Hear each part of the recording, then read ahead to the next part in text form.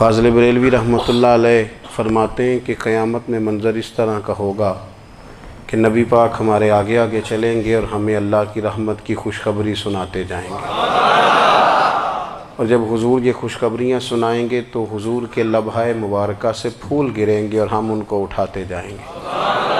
فرماتے ہیں خود تو وہ تھوڑی دیر کے لیے روئیں گے اللہ کی بارگاہ میں کہ یا اللہ انہیں معاف کر دے، خود روئیں گے لیکن ہمیں ہنسا دیں گے۔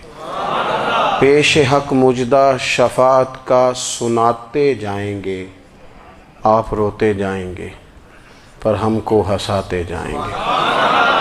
اور باغ جنت میں محمد صلی اللہ تعالیٰ علیہ وسلم، باغ جنت میں محمد مسکراتے جائیں گے، پھول رحمت کے گریں گے ہم اٹھاتے جائیں گے۔ حشر تک ڈالیں گے ہم پیدائش مولا کی دھوم، اور مثل فارس نجد کے قلعے گراتے جائیں گے۔ اور کیا ذوق بیان کیا، فرمانے لگے خاک ہو جائیں عدو جل کر مگر ہم تو رضا، دم میں جب تک دم ہے ذکر ان کا سناتے جائیں گے۔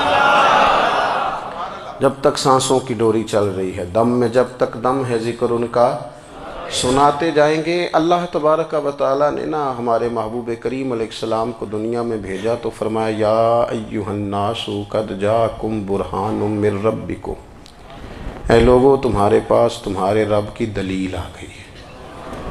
اللہ تبارک و تعالیٰ نے محبوب پاک علیہ السلام کو سراپا دلیل بنا کے بھیجا۔ باقی انبیاء کرام علیہم السلام کے پاس بھی اپنی نبوت کے دلائل کے طور پر بے شمار معجزات تھے، اور حضور کریم علیہ السلام کے تو پورے وجود کو ہی اللہ نے معجزہ بنایا ہے۔ اور نبی پاک صلی اللہ تعالیٰ علیہ وآلہ وسلم کی نبوت کی دلیلیں، حضور کے رسالت کے مستحکم دلائل جگہ جگہ آپ کو ملیں گے۔ سب سے پہلی چیز تو یہ سمجھنے والی ہے کہ نبی پاک علیہ السلام نے جس چیز کو سب سے پہلے اپنی نبوت کی دلیل کے طور پر بیان فرمایا وہ حضور کا کردار ہے، سیرت ہے، عمل ہے، حضور کا لوگوں کے ساتھ رویہ ہے۔ نبی پاک علیہ السلام کی تبلیغ کے 3 دور ہیں۔ ایک تو حضور نے اپنے قول سے تبلیغ فرمائی ہے، وہ 40 سال کی عمر سے محبوب نے اعلان فرمایا اور تبلیغ کی۔ اور ایک نبی پاک صلی اللہ تعالیٰ علیہ وسلم بالواسطہ حضور کی تبلیغ ہے جو آج تک جاری ہے۔ امت کے علماء، مشائخ، مبلغین حضور کے دین کو آگے پھیلا رہے ہیں، تو دراصل یہ بھی تبلیغ رسول پاک علیہ السلام ہی کی تبلیغ۔ اور ایک حضور کی تبلیغ کا دور ہے، حضور کی پیدائش سے لے کر ولادت مبارکہ سے لے کر حضور علیہ السلام کے اعلان نبوت تک۔ اس دوران نبی پاک نے جو تبلیغ فرمائی ہے وہ اپنے کردار سے فرمائی ہے۔ عرب کا وہ معاشرہ جو بڑا میلا کچیلا گدلا ہو چکا تھا، جس کے اندر سراسر مادہ پرستی کا زور تھا، جس کے اندر لوگ انسانوں کی خرید و فروخت کرتے تھے، جس کے اندر بیٹیوں کو زندہ دفن کر دیتے تھے، جس کے اندر جو آدمی جتنا زیادہ مضبوط ہوتا تھا اتنا زیادہ لٹیرا بن جاتا تھا، اس معاشرے کے اندر رسول کریم علیہ السلام نے 40 سال گزارے، اور اس طرح گزارے کہ جو بیگانے بھی تھے وہ بھی کہا کرتے تھے یہ صادق ہیں، یہ امین ہیں۔ اور جب حضور نے اعلان نبوت کیا تو فرمایا، یہ قرآن مجید کے لفظ ہے، فرمایا فَقَدْ لَبِثْتُ فِيكُمْ عُمَرًا مِّن قَبْلِهِ أَفَلَا تَعْقِلُونَ، میں تمہارے بیچ عمر کا ایک حصہ گزار چکا ہوں، تمہیں عقل نہیں ہے، شعور نہیں ہے۔ نبی کریم علیہ السلام نے اپنے کردار کو، اپنے عمل کو اپنی نبوت کی دلیل کے طور پر بیان فرمایا۔ وہ تو حضرت حلیمہ بھی فرماتی ہیں نا، جب میں نبی کریم علیہ السلام کو اپنے گھر لے گئی تو میرا اپنا بچہ بھی دودھ پیتا تھا، 2 میرے بیٹے ہو گئے، ایک میری یہ نسبی اولاد اور حضور میری رضائی اولاد۔ تو کہتی ہیں جب میں کریم محبوب علیہ السلام کو اپنے سینے سے لگاتی تھی تو حضور میرے ایک پستان سے دودھ پیتے تھے اور دوسرا اپنے بھائی کے لیے چھوڑ دیا کرتے تھے۔ یہاں سے رسول کریم علیہ السلام نے کردار کے ذریعے تبلیغ، اور پھر اعلان نبوت سے پہلے ایک تنظیم عرب کے جوانوں پر، عرب کے سرداروں پر مشتمل بنائی گئی، جس میں نبی کریم علیہ السلام نے بڑا حصہ لیا سرکار نے، اور بڑے اہم لوگوں کو شعور حضور نے عطا فرمائے، وہ اس جماعت کا فیصلہ تھا کہ ہم سارے جوان، سارے بڑے لوگ ملیں گے۔ یہ حضور کے اعلان نبوت سے پہلے کی بات ہے۔ ہم بڑے لوگ ملیں گے، کسی بڑے کو کسی چھوٹے پر ظلم نہیں کرنے دیں گے، کسی آدمی کو کسی غریب کا حق نہیں کھانے دیں گے۔ حضور علیہ السلام نے نا اپنی کردار سے، اپنے عمل سے، اور آپ کا جو عمل ہوتا ہے نا وہ اصل ہوتا ہے۔ ایک ہوتا ہے آپ کوئی بات کرتے ہیں اور ایک ہوتا ہے کہ آپ کوئی عمل کرتے ہیں۔ آپ جب عمل کرتے ہیں تو عمل کے ذریعے بھی لوگوں تک بات پہنچتی ہے کہ دراصل آپ کا اٹھنا بیٹھنا چلنا پھرنا کیا ہے۔ میرے رسول کریم علیہ الصلاۃ والسلام کا اٹھنا بھی ایک نبی کا، بیٹھنا بھی ایک نبی کا، بات کرنا بھی ایک نبی کا، معاملات زندگی کرنا بھی ایک نبی کا، لین دین کرنا بھی ایک نبی کا۔ ایک شخص کہتے ہیں میں نے اعلان نبوت سے پہلے حضور علیہ السلام سے کوئی چیز خریدی تھی اور میں نے عرض کیا تھا آپ یہاں تشریف رکھیں، میں پیسے لے کے آتا ہوں۔ میں 3 دن کے بعد آیا۔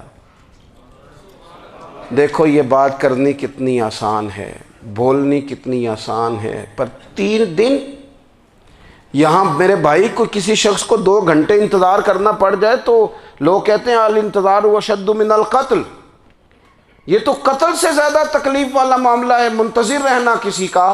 کہتے 3 دن کے بعد میں آیا تو میرے رسول کریم وہیں تشریف فرمایا، بس اتنا فرمایا یار تم نے مجھے بڑی تکلیف میں ڈال دیا، 3 دن ہو گئے یہاں رکے ہوئے۔ تو حضور نے اپنے کردار کو، اپنے عمل کو، اپنے معاملات کو سب سے پہلے اپنی نبوت کی دلیل کے طور پر پیش کیا۔ کسی نے کیا خوب کہا تھا کہ جو تیری جان کے دشمن ہیں وہ بھی کہتے ہیں، وہ جو تیری جان کے دشمن ہیں، بظاہر تو آئے ہیں نا ہجرت کی رات جان لے لے، لیکن امانتیں حضور کے گھر میں رکھی ہوئی ہیں، امانتیں کاشانہ نور پہ پڑی ہیں۔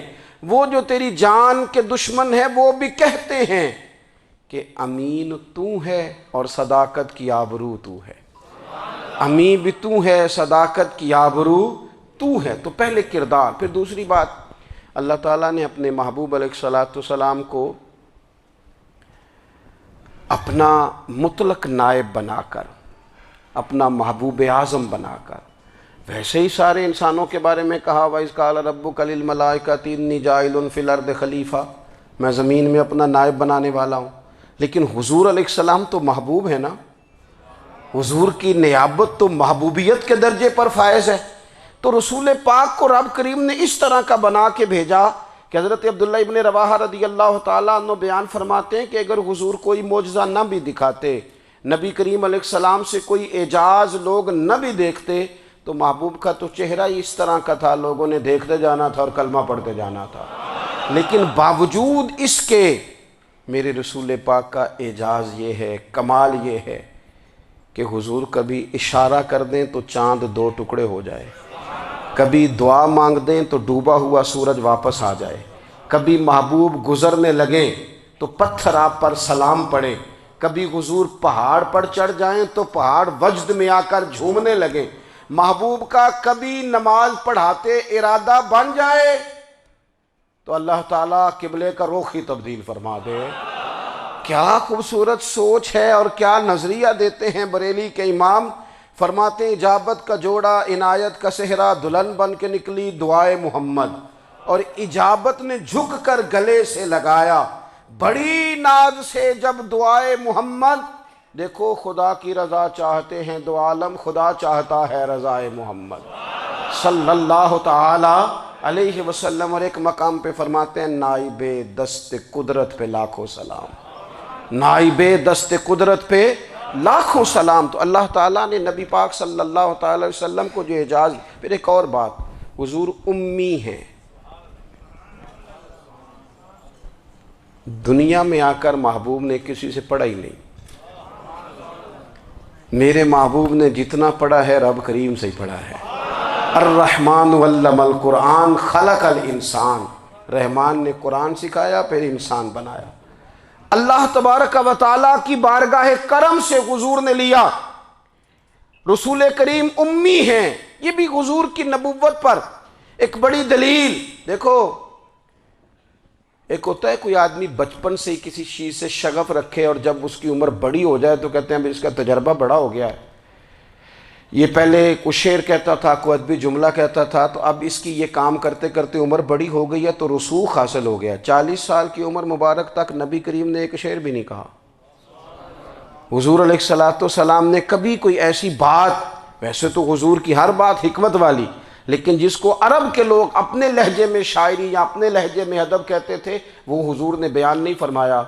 لیکن جب 40 سال کی عمر میں اعلان نبوت کیا تو پھر بڑے بڑے فصیح و بلیغ، بڑے بڑے سیانے طفیل بن عمرو کہتے ہیں کہ اس شخص کو بھی میں نے دیکھا جسے بڑا ناز تھا اپنی فصاحت اور بلاغت پر، اور جب وہ حضور کے پاس آیا اور اس نے آ کے کچھ باتیں کی تو محبوب خاموشی سے سنتے رہے، اور جب وہ چپ کر گیا تو میرے کریم نے صرف سورہ فاتحہ پڑھی۔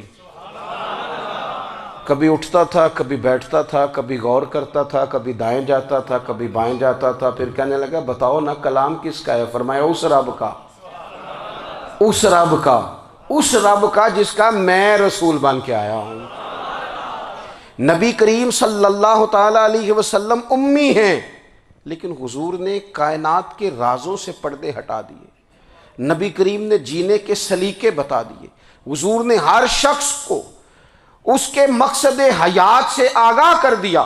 نبی کریم علیہ السلام نے وہ فلسفہ حیات بیان کیا کہ لوگوں کو صرف جینے میں ہی مزہ نہیں آیا، مرنے میں بھی مزہ آنے لگا۔ لوگ آگے بڑھ بڑھ کے جانیں پیش کرنے لگے، اپنی اولادیں قربان کر، جو فلسفیوں سے کھل نہ سکا اور نکتہ وروں سے حل نہ ہوا، وہ راز ایک طیبہ والے نے بتلا دیا چند اشاروں میں۔ محبوب کریم امی ہیں، لیکن حضور نے اس طرح دنیا کو سکھایا، اس طرح دنیا کو پڑھایا، اس طرح حضور نے علم کے چراغ اور دیپ روشن کیے کہ قیامت تک جسے روشنی ملے گی نا، اسے صرف دروازہ مصطفیٰ سے ملے گی، اسے رسول کریم علیہ السلام کے در دولت سے ملے۔ کچھ لوگوں نے کہا کہ یہ اپنے پاس سے آیات بنا کے لاتے ہیں، اپنے گھر میں بیٹھ کے دعوے کر لینا تو کوئی مشکل کام نہیں نہ ہوتا، سارے لوگ ہی کر لیتے ہیں۔ بلکہ وہ ہمارے ایک بزرگ کہا کرتے تھے، خیالی پلاؤ پکائیے ٹکی ہو کدے بھی کاٹ نہ پائیے، کیونکہ کون سا پیسوں کا ڈالنا ہے، زیادہ ڈالیں آپ اور زیادہ ڈالیں۔ بہت سارے لوگ ہیں آج بھی، کچھ لبرل ہیں بیچارے، کچھ دین بیزار طبقہ ہے، وہ کہتے ہیں جناب ہمیں تو جدید باتیں بتائیں، ہمیں تو نئے اسلوب کے مطابق لے کے چلیں، ہمیں تو او بھائی سن، میرے نبی پاک علیہ السلام نے فرمایا میرا قرآن کبھی پرانا نہیں ہوگا، اسے پڑھ کے دیکھ، اس کی جدت کا حسن دیکھ، یہ تو کھلا ہوا باغ ہے، تو ایک دفعہ اس کے قریب آئے گا تو خوشبو ملے گی، دوسری دفعہ آئے گا تو اس سے زیادہ تازی ملے گی، ایک دفعہ پھل کھائے گا تو مزیدار ہوگا اور دوسرا کھائے گا ہو سکتا ہے شکل ملتی جلتی ہو لیکن ذائقہ بڑا نرالا ہوگا۔ تو تو صحیح نا، جب کچھ لوگوں نے کہا یہ خود سے بنا کے آیات لاتے ہیں تو فرمایا وَإِن كُنتُمْ فِي رَيْبٍ مِّمَّا نَزَّلْنَا عَلَىٰ عَبْدِنَا فَأْتُوا بِسُورَةٍ مِّن مِّثْلِهِ، اگر تمہیں کوئی شک ہے اس میں جو ہم نے اپنے بندہ خاص میں نازل کیا ہے تو تم بھی اس جیسی ایک آیت بنا کے لاؤ۔ اور چلو چیلنج کھلا ہی دے دیا، فرما وَادْعُوا شُهَدَاءَكُم مِّن دُونِ اللَّهِ، اللہ اور اللہ والوں کو چھوڑ دو، تفسیری ترجمہ عرض کر رہا ہوں، یعنی صحابہ کو چھوڑ دو، حضور کے ماننے والوں کو چھوڑ دو، باقی ساری دنیا کے کافر اکٹھے ہو جاؤ، ایک آیت بس قرآن جیسی لے کے آؤ، ایک آیت لے کے آؤ، ان کنتم صادقین، اگر تم سچے ہو۔ جوانوں سنو، کہا ایک آیت، اور یہ چیلنج آج تک قرآن مجید کا موجود ہے، آج تک وَإِن كُنتُمْ فِي رَيْبٍ مِّمَّا نَزَّلْنَا عَلَىٰ عَبْدِنَا فَأْتُوا بِسُورَةٍ مِّن مِّثْلِهِ، تم قرآن کے مقابلے کی ایک صورت لے کے آؤ اور سارے حمایتی اکٹھے کر لو اپنے، ان کنتم صادقین، اگر تم سچے ہو۔ جواب تو ادھر سے آنا تھا نا، لیکن کائنات کے رب نے جواب بھی خود دیا، فرمایا فَإِن لَّمْ تَفْعَلُوا وَلَن تَفْعَلُوا، اگر تم نہ لا سکے، اور فرمایا تم لا سکتے بھی نہیں، اگر تم نہ لا سکے اور تم لا سکتے بھی، نہ خنجر اٹھے گا نہ تلوار تم سے، یہ بازو میرے آزمائے ہوئے ہیں، وَلَن تَفْعَلُوا، تم لا بھی نہیں سکتے، فَاتَّقُوا النَّارَ الَّتِي وَقُودُهَا النَّاسُ وَالْحِجَارَةُ، پھر اس آگ سے ڈر جاؤ جس کا ایندھن آدمی اور پتھر ہے۔ اعدت للکافرین، بنائی کافروں کے لیے، بنائی مومنوں کے لیے تو رب نے جنت بنائی ہے۔ اعدت للکافرین، یہ دوزخ اللہ نے کن کے لیے بنائی ہے؟ اعدت للکافرین کہتا ہے کافر کے لیے بنایا۔ تو اللہ تبارک و تعالیٰ نے میرے رسول پاک صلی اللہ تعالیٰ علیہ وسلم کو وہ کتاب عطا فرمائی، اور پھر حضور کی فصاحت و بلاغت، معرفت۔ دیکھو ایک ہوتا ہے گھنٹوں باتیں کرنا، ایک ہوتا ہے کئی والیم پر مشتمل، کئی جلدوں پر مشتمل کتب کا لکھنا، اور ایک ہوتا ہے کسی بندے کا ایک بات کرنا اور سامنے والے کی طبیعت کو اتنا جگا دینا کہ اگلی بات فوراً ہی اس کی سمجھ میں آ جائے۔ اور حضور نہ کسی کی انا کو نہیں جگاتے تھے۔ ہم بعض اوقات کسی سے خطاب کرتے ہیں، بات کرتے ہیں تو سامنے والے کی انا کو جگا دیتے ہیں، ٹھیس پہنچاتے ہیں، وہ کہتا ہے چل پھر تگڑا ہو جا میں بھی آیا۔ حضور انا نہیں جگاتے تھے، میرے نبی پاک ضمیر جگاتے تھے تاکہ وہ شخص فیض حاصل کر سکے، اسے کچھ ملے۔ نبی کریم کا جو انداز تکلم ہے وہ اس طرح کا ہوتا تھا کہ انسان خود بخود کھل اٹھتا تھا کہ مطلب یہ بات ہونے کیا لگی ہے، مطلب حضور کیا فرمانے لگے۔ نبی کریم صلی اللہ تعالیٰ علیہ وسلم، ایک دن محبوب کریم نے صحابہ کے بیچ حضور کی فصاحت و بلاغت دیکھے، فرمایا محبوب نے کتنا نادان ہے وہ شخص جو اپنے ماں باپ کو گالی دے۔ کھلی ہو گئی لوگوں کی آنکھیں، کان کھڑے ہو گئے کہ یا رسول اللہ کون ایسا بدبخت ہے جو ماں باپ کو گالی دے گا۔ اب جب سوالات ذہنی سطح پر پوری طور پر ابھر گئے نا، تو اب رسول کریم نے بات سمجھائی۔ یہ ہے فصاحت و بلاغت، تیرے آگے ہیں یوں دبے لچے فصحاء عرب کے بڑے بڑے، کوئی جان منہ میں زبان نہیں بلکہ جسم میں جان نہیں۔ یا رسول اللہ کون ایسا نالائق ہے جو ماں باپ کو گالی دے؟ اب جب ذہنی سطح یہاں تک ابھر آئی تو اب حضور نے سمجھایا، فرمایا جب تم کسی کے ماں باپ کو گالی دو گے نا تو وہ بھی تو جواب میں تمہارے ماں باپ کو دے گا نا، تو فی نفس ہی یہ تم نے خود ظلم کیا ہے اپنے ماں باپ پر۔ کیوں تم نے ایسا لہجہ اختیار کیا کہ جس سے سامنے والے کی انا جاگ جائے اور وہ تمہارے مقابلے میں آ کر کے کھڑا ہو جائے؟ کیوں تم نے اس طرح کے انداز اختیار کیے کہ جس سے سامنے والا بھی سارے پنجے کھڑے کر کے باہر نکل آئے اور کہے آ جاؤ پھر میں بھی میدان میں حاضر ہوں؟ رسول کریم کی فصاحت، بلاغت دیکھیں نا، حضور 2-4 جملوں میں ساری بات سمجھا جاتے ہیں۔ ایک حدیث پاک اگر ہماری سمجھ میں آ جائے، ایک روایت نبی پاک صلی اللہ تعالیٰ علیہ وسلم نے فرمایا خوبصورت مسلمان وہ ہے جو بے مقصد باتوں کو چھوڑ دے۔ لو اس سے پوری زندگی سجائی جا سکتی ہے، ایک جملے سے پوری زندگی سواری جا سکتی ہے، کوئی لمبی چوڑی باتوں میں جانے کی ضرورت نہیں۔ کہا خوبصورت مسلمان یہ ہے جو بے مقصد باتوں کو چھوڑ دے، لا یعنی باتوں کو، کیا کہتے ہیں ہمارے دیہات کے لوگ، جڑے پنڈ جانا نہیں ادھر راہ پوچھنے دی۔ لیکن آج کل لوگ باز آندے، یعنی جس بات کا بالکل تعلق نہیں نا وہ بات بھی کرتے جاتے ہیں، جس کا شعبہ ہی نہیں وہ بھی چھلانگ لگا کے اس میں آ جاتا ہے۔ ہم اپنا وقت ضائع کرتے ہیں، اپنی صلاحیتیں ضائع کرتے ہیں، اپنا نقصان کرتے ہیں۔ ہم اپنا کام صحیح کر کے نہیں کرتے اور دوسری ساری دنیا کو ٹھیک کرنا چاہتے ہیں۔ او بھائی آپ جس جگہ جس شعبے سے تعلق رکھتے ہیں آپ اپنے معاملات میں مضبوطی پیدا کریں۔ حضور نے اپنی فصاحت کے ساتھ، بلاغت کے ساتھ لوگوں کو قائل کیا، اور قرآن مجید کی تاثیر کا یہ اثر میرے کریم رسول نے دکھایا کہ رات کو جب حضور بیٹھ کے قرآن پاک پڑھتے تھے نا، جب یاسین والے نبی خود یاسین کی تلاوت کریں، جب طٰہٰ والے محبوب خود طٰہٰ کی تلاوت کریں، غور کرو نا جب مدثر والے محبوب خود ان جملوں کو ادا کریں، یعنی جن کے بارے میں آیت آئی ہے جب وہی یہ آیت پڑھیں کہ اِنَّا أَعْطَيْنَاكَ الْكَوْثَرَ، یعنی جن کا ذکر ہو رہا ہے جب وہ یہ بات کریں کہ یا ایھا النبی انا ارسلناک شاہدا ومبشرا ونذیرا لتؤمنوا باللہ ورسولہ وتعزروہ وتوقروہ وتسبحوہ بکرۃ واصیلا، جن کے بارے میں آیت آئی ہے جب وہ یہ کہہ رہے ہوں کہ ورفعنا لک ذکرک، جب وہ کہہ رہے ہوں والضحیٰ واللیل اذا سجا، ذرا اس کیفیت کو دیکھیں جب محبوب خود پڑھ رہے ہوں، اور جو حضور پر آئی ہیں اس کا ذائقہ، اس کا لطف، اس کا انداز بھلا کیا ہوگا۔ حضور جب رات کو پڑھتے تھے نا قرآن پاک، تو جو پکے کافر تھے نا، ابو جہل جیسے لوگ، وہ بھی جھاڑیوں میں چھپ چھپ کے مدینے والے کی تلاوت سنا کرتے تھے، حضور کی تلاوت سنا کرتے تھے۔ یہی بہتر ہے کہ پردوں میں وہ پردہ پوش رہے، وہ اگر پردے ہٹا دے تو کسے ہوش رہے۔ رسول کریم علیہ السلام کی تلاوت کا سننا، قریب جانا، یہ اعجاز ہے۔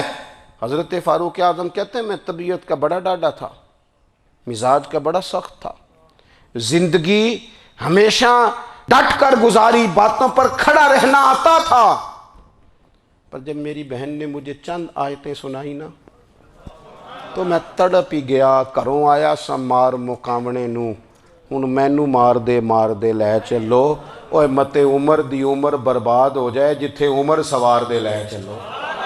یہ اعجاز ہے رسول کریم صلی اللہ تعالیٰ علیہ وسلم پر نازل ہونے والی کتاب کا۔ پھر حضور نے خبریں دی، نبی پاک نے خبریں دی۔ حضور نے فرمایا روم فتح ہوگا، وہ ہوا۔ نبی کریم علیہ السلام نے فرمایا شام فتح ہوگا، تو شام فتح ہوا۔ فرمایا ایران فتح ہوگا، تو ایران فتح ہوا۔ سراقہ بن مالک کہتے ہیں ایک گاؤں پر بھی مسلمانوں کی حکومت نہیں تھی، ایک گاؤں پر۔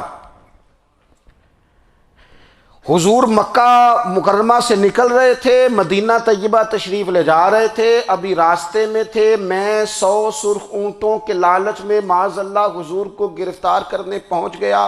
محبوب نے حکم دیا، حضور کا معجزہ میں نے آنکھوں سے دیکھا، میرا گھوڑا زمین میں دھستا چلا گیا، میں نے معافی مانگی، حضور نے معاف کر دیا۔ میں نے سمجھا اچانک ہو گیا ہے۔ یہ منوانا بھی بڑا مشکل کام ہے۔ شجر و حجر پہچان گئے، انسان کی نظروں میں شاکی رہا۔ یہ کچھ ایسے لوگ ہیں جن کو منوانا توبہ توبہ، ماننے کو تیار نہیں، دیکھ دیکھ کے بھی ماننے کو تیار ہے نہیں، ماننے کو تیار ہی نہیں۔ کہتے ہیں کہ میں نے پھر چاہا آگے بڑھنا، تو پھر زمین کے اندر میرے گھوڑے کے پیر دھنسنے لگے، پھر معافی مانگی۔ کریم تیرے معاف کرنے کی ادا پہ بھی قربان جائیں۔ یہ نہیں فرمایا کہ تو بار بار یوں ہی کرتا ہے، فرمایا معافی مانگتا ہے، جا میں نے معاف کیا۔ کہتے ہیں 3 دفعہ میں آگے بڑھا، 3 دفعہ حضور نے معاف کیا، تو مسکرا کے فرمانے لگے تو یہاں مجھے گرفتار کرنے آیا ہے، وہ کیسر روم کا علاقہ فتح ہوگا۔ وہ کنگن جو پہنتا ہے نا ہاتھوں میں، بادشاہ کے کنگن معروف ہیں، وہ تیرے ہاتھوں میں آئیں گے۔ اللہ کرے آپ سمجھیں۔ یہ جو لوگ ڈری ڈری سہمی اور ہمارے بچے مایوسی کی معاذ اللہ باتیں کرتے ہیں، وہ دیکھیں حضور کس طرح کی گفتگو فرماتے ہیں۔ ابھی ایک گاؤں پر بھی اسلام کی حکومت نہیں، لیکن حضور کا خبر دینے کا انداز۔ کریم فرمانے لگے وہ کیسر روم کے جو کنگن ہوں گے وہ تیرے ہاتھوں میں آئیں گے۔ جناب سراقہ بن مالک فرماتے ہیں کہ میں مسلمان ہو گیا، حضور کا وصال ہو گیا، کنگن نہیں آئے۔ حضرت ابوبکر صدیق کا وصال ظاہری ہو گیا، کنگن نہیں آئے۔ جناب عمر کا دور آ گیا، سراقہ بوڑھے ہو گئے۔ کوئی بندہ پوچھتا نا کہ اب تو عمر ڈھل گئی ہے، زندگی کا پتہ نہیں، کہنے لگے نہیں میں نہیں جاتا، جب تک کنگن نہیں آتے اسرائیل کوئی نہیں آئیں گے، کیونکہ ساڈے نبی دی زبان ساڈے واسطے قرآن۔ جو دن کو کہہ دیا دن ہے تو دن نکل آیا، جو شب کو کہہ دیا شب ہے تو رات ہو کے رہی، اور خدا نے ان کی زبان کو وہ اختیار دیا، جو نکلی منہ سے ان کے وہ بات ہو کے رہی۔ اور فاضل بریلوی کا تو انداز ہی پھر انوکھا ہے نا، وہ تو کہتے ہیں وہ زبان جس کو سب کن کی کنجی کہے، جس کو سب کن کی کنجی کہیں، اس کی نافذ حکومت پہ لاکھوں سلام۔ کہنے لگے نہیں آتے حضرت اسرائیل، فکر نہ کرو، بوڑھے ہو گئے تھے، نکلنا گھر سے بند کر دیا تھا، حضرت عمر کا دور تھا، کنگن آ گئے۔ حضرت فاروق اعظم نے ان کے پوتوں سے، نواسوں سے، بچوں سے کہا جاؤ بلا کے لاؤ، کہا دادا جان بوڑھے ہیں، فرمایا تم کان میں کہہ دینا کنگن آ گئے، پھر تم دیکھنا تو صحیح۔ پھر حضرت سراقہ آئے، حضور نے جو خبریں دیں، نبی پاک علیہ السلام نے جو گزشتہ قوموں کے احوال بیان کیے، اور پھر میرے نبی پاک علیہ السلام نا دنیا میں عزتیں دینے آئے، عزتیں۔ یہ مزاج ہمیں کم کرنا چاہیے، یہ جو ہم ساری زندگی اس کام میں لگا دیتے نا، کسی کو نیچا کیسے دکھانا ہے، یہ انداز حضور نے نہیں ہمیں دیا۔ اب دیکھو حضور تشریف لائے تو ہمیں پتہ چلا کہ حضرت یوسف جیسا سونا کوئی نہیں، حضور تشریف لائے تو ہمیں پتہ چلا کہ حضرت داؤد جیسی خوبصورت آواز کسی کی نہیں، حضور تشریف لائے تو ہمیں پتہ چلا کہ جناب عیسیٰ علیہ السلام کا فقر اختیاری کس طرح کا تھا، محبوب تشریف لائے تو ہمیں پتہ چلا کہ حضرت موسیٰ کا جلال کس طرح کا تھا۔ یہ تو حضور آئے تو نبی پاک علیہ السلام نے اس کی بھی عظمت بیان کی، اس کی بھی شان بیان کی، حضور نے بتایا کہ ابو بکر صدیق کی شان کیا ہے، فاروق اعظم کا مرتبہ کیا ہے، عثمان غنی کی حیا کیا ہے، مولا علی کی شجاعت کیا ہے، اہل بیت نبوت کی عظمت کیا ہے۔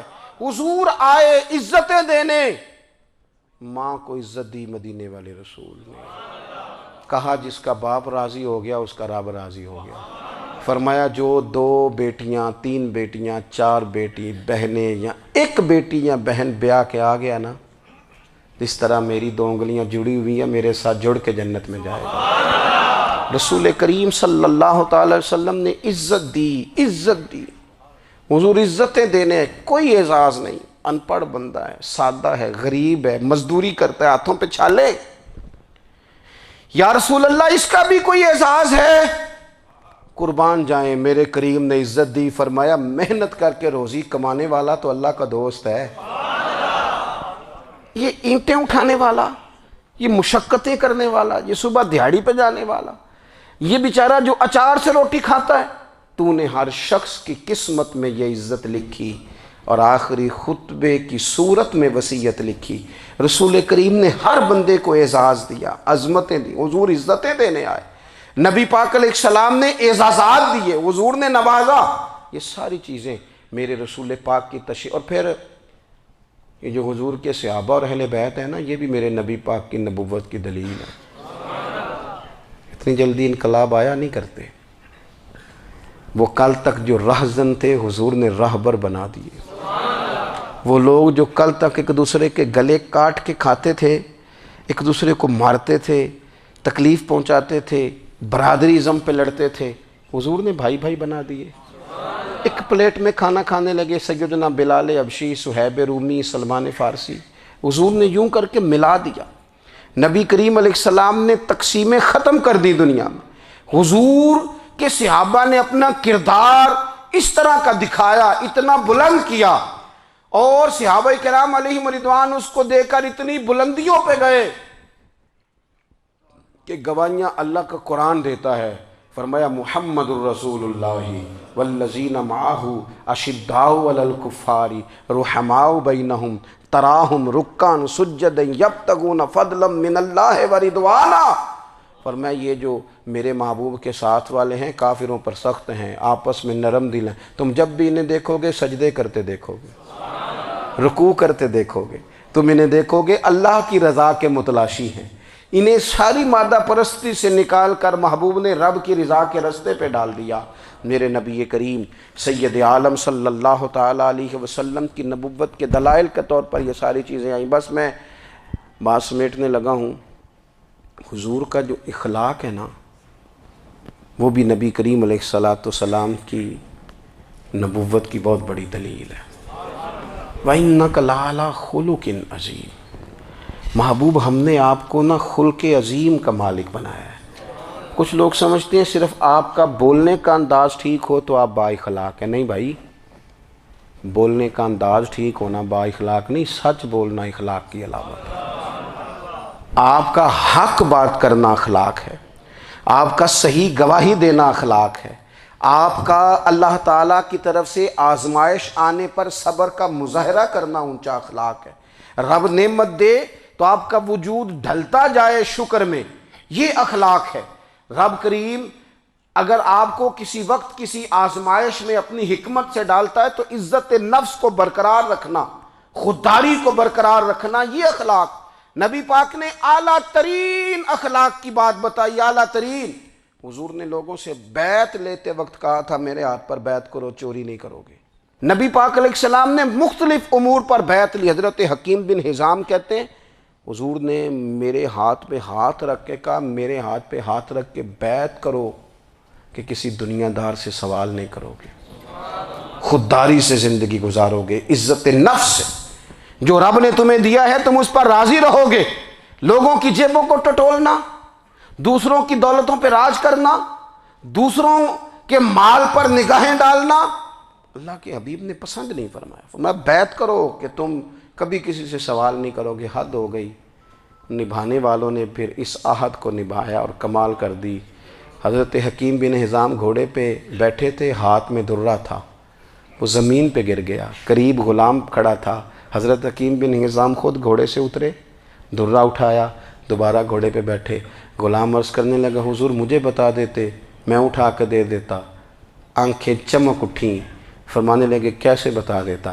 اپنے رسول سے وعدہ کیا ہے کبھی کسی سے سوال نہیں کروں گا، کبھی سوال نہیں کروں گا۔ اللہ کے محبوب نے ہمیں اعلیٰ اخلاقی قدروں کی بات ہمیں سکھائی ہے۔ ہم دیکھتے ہیں کہ بڑی جلدی 2 4 5 لوگوں کے غصہ دلانے پر ہم ساری اخلاقی حدوں کو کراس کر جاتے ہیں۔ دوستو ہمارا ایک ویژن ہونا چاہیے، ہمارے ذاتی رویے بڑے معتبر ہونے چاہیے، لین دین کے معاملات کے اندر مسلمانوں کو بڑا صاف ستھرا ہونا چاہیے۔ ہمیں اپنی معاشی زندگی میں روزمرہ کے معاملات میں ہماری توجہات کا مرکز صرف اللہ رسول کی ذات ہونی چاہیے۔ رب کریم نے اپنی حکمت سے کسی کو کتنا دیا ہے یہ اس کی حکمت کے تقاضے ہیں، ہمیں اس نے جس رنگ میں جس حال میں رکھا ہے ہمیں اپنے رب کی رضا پر بہت زیادہ مطمئن ہونا چاہیے۔ اچھا پھر ایک اور بات، جن چیزوں کو ہم نے دکھ بنایا ہے نا یہ تو وہاں دکھ تھا ہی نہیں، مہینہ مہینہ چولہا نہیں جلا، لیکن کسی جگہ اظہار غربت ہے حضور کی اولاد پاک کا یا صحاب کا یا ازواج کا، مہینہ مہینہ چولہا نہیں جلا۔ لیکن یہ اخلاق عالیہ کا حسن دیکھو، اپنے گھر مہینہ مہینہ چولہا نہیں جلا، جو مانگنے آیا اسے جھولی بھر کے عطا فرمایا، کوئی دروازے سے خالی نہیں گیا۔ عزیز بھائی اگر زندگی میں اخلاقی قدریں ہم اپنا لیں اور ہم تھوڑا تھوڑا کر کے اپنے آپ کو تبدیل کریں، ساری زندگی توجہ رہی کہ فلاں کیا کر رہا ہے فلاں کیا کر رہا ہے، تھوڑا سا گردن کو جھکا کے اپنے اوپر توجہ ڈالیں، اپنے آپ کو وقت دیں، حضور کے اخلاق عالیہ کی روشنی میں، تعلیمات حسنہ کی روشنی میں ہم اپنے کردار و عمل پر تھوڑی توجہ دیں۔ اس وقت بہت بڑی تعداد میں امت مسلمہ ہے، اور ایسا نہیں ہے کہ دولت نہیں ہے، دولت سے بھی سرشار ہیں، ہمارے ہاں بڑے بڑے انجینئر ہیں، بڑے بڑے ڈاکٹر ہیں، لیکچرار ہیں، ہمارے پاس بڑے بڑے ہاسپٹل ہیں، بڑا کچھ ہے، لیکن کردار و عمل کے بادشاہ، اپنی زندگی تقوی کی روشنی میں گزارنے والے ان لوگوں کی تعداد کم ہے۔ اگر کوئی آج بھی سارے کام نیک کرے لیکن جائیداد میں سے بیٹی کا حق رکھ جائے تو پھر اس نے کیا میلاد منایا ہے؟ اگر آج بھی جو 2 4 لوگ بیچارے اس کے زیر دست ہیں، ملازمین ہیں، ان کے ساتھ اس کا رویہ انتہائی سخت ہو تو اس نے کیا میلاد منایا؟